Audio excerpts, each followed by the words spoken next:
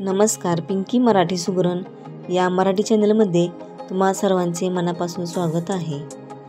आज आपण पाहणार आहोत सिक्रेट साहित्य घालून मऊ व लुसलुशीत रव्याचा शिरा।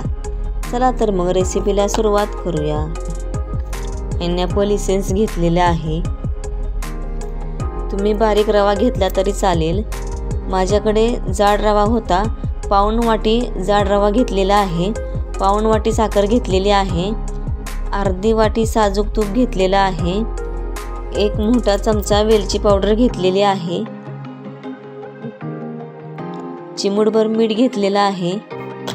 लहान अर्धा चमचा केशरी रंग घेतलेला आहे। सुका मेवा घेतलेला आहे। जायफळ घेतलेला आहे। शिरा बनवण्यासाठी जाड बुडाची कढई घ्यायची आहे। त्यामध्ये साजूक तूप घेतलेलं आहे आणि त्यातील थोडंसं तूप बाजूला ठेवायचं आहे। काजू आणि बदाम यांचे मोठे काप करून घेतलेले आहेत। तुम्ही तुमच्या आवडीनुसार काप करून घेऊ शकता। असे मोठे काप केल्यामुळे शिऱ्यामध्ये छान दिसतात, म्हणून मी मोठे काप करून घेतलेले आहेत।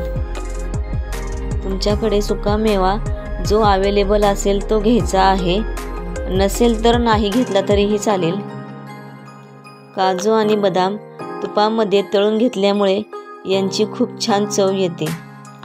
बेदाणे घेतलेले आहेत। बेदाणे लवकर फुलतात। सुका मेवाचे प्रमाण तुम्ही तुमच्या आवडीनुसार कमी जास्त करू शकता। एका प्लेटमध्ये काढून घेऊया। त्याच तुपामध्ये रवा घेतलेला आहे।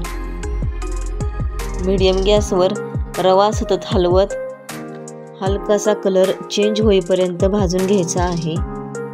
शिरा करताना रवा भाजणे हे सर्वात महत्त्वाचे आहे।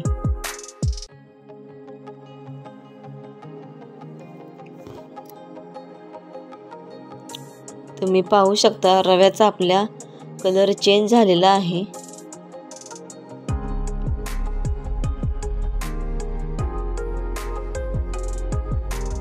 तीन वाट्या पाणी घ्यायचं आहे। मी अर्ध दूध आणि अर्ध पाणी घेतलेलं आहे। गॅसवर गरम व्हायला ठेवलेला आहे। दुसऱ्या साईडला रवा भाजायला ठेवलेला आहे। तुम्ही पाहू शकता एक साईडला दूध आणि पाणी गरम व्हायला ठेवलेला आहे। आता ह्या स्टेजला मी एक लहान चमचा बेसन पीठ घेत आहे। हेच ते सिक्रेट साहित्य आहे। बेसन पीठ हे छान खमंग भाजून घ्यायचं आहे। बेसन पिठामुळे खमंगपणा येतो। हे व्यवस्थित भाजून घेऊया। याने शिऱ्याची चव आणि रंगही वाढतो। बेसन पीठ फक्त एक छोटा चमचा घालायचा आहे। तुम्हाला आवडत नसेल तर नाही घातलं तरी चालेल। रवा आपला छान भाजून झालेला आहे। तुम्ही पाहू शकता। गॅस आता मंद आचेवर करायचा आहे आणि त्यामध्ये दूध आणि पाणी हे गरम केलेलं थोडं थोडं घालायचं आहे, जेणेकरून हातावर आपल्या उडणार नाही।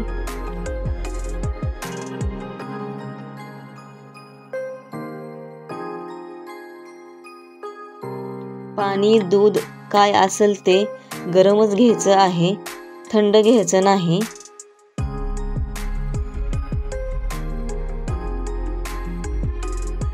छान मिक्स करून घ्यायचं आहे। जर बारीक रवा असेल तर अर्धी वाटी पाणी कमी करायचं आहे।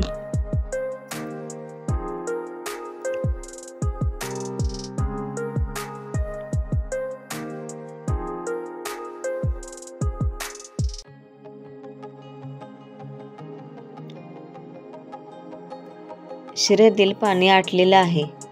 तुम्ही पाहू शकता। साखर घेतलेली आहे।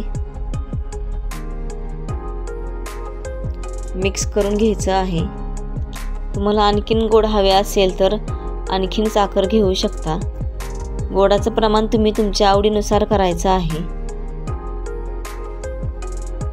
थोडंसं पाण्यामध्ये कालवून केशरी रंग घेतलेला आहे। तुम्हाला आवडत असल्यास घेणे। छान मिक्स करून घ्यायचं आहे।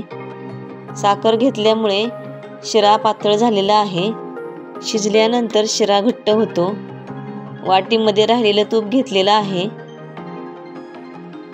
छान मिक्स करून घ्यायचं आहे।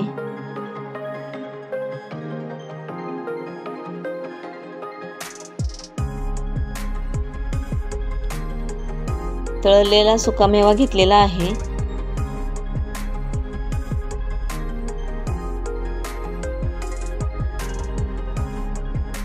आपण झाकण ठेवून 1-2 मिनिटे शिरा शिजवून घेणार आहोत।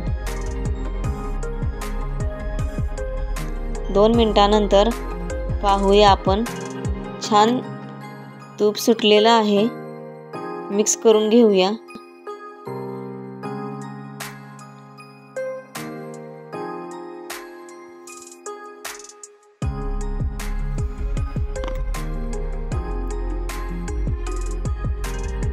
यामध्ये जायफळ घेतलेला आहे खिसून,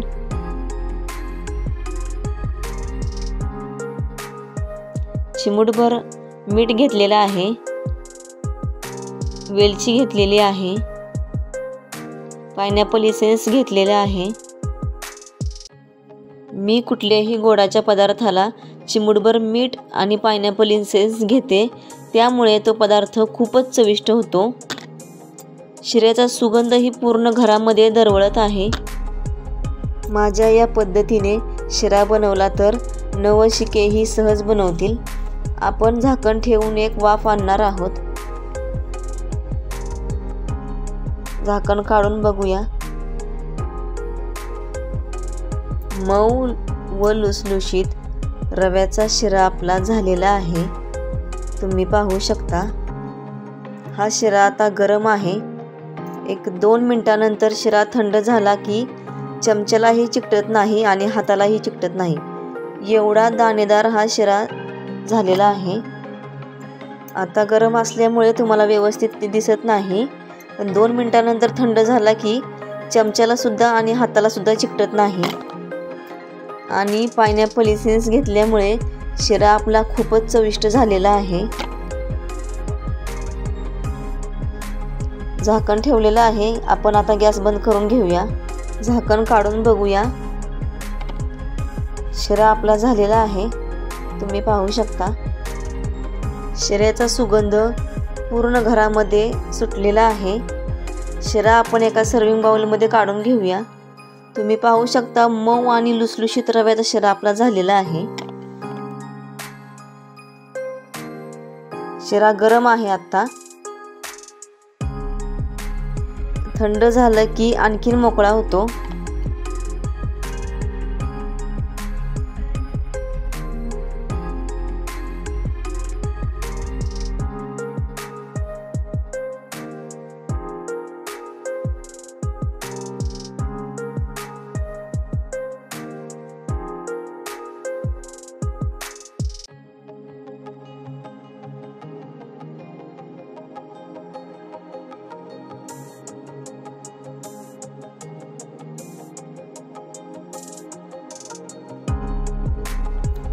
आजची रेसिपी कशी वाटली नक्की करून बघा।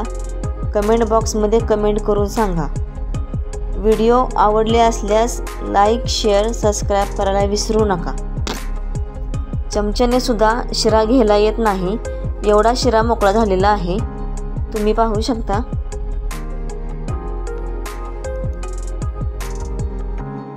व्हिडिओ शेवटपर्यंत बघितल्याबद्दल धन्यवाद।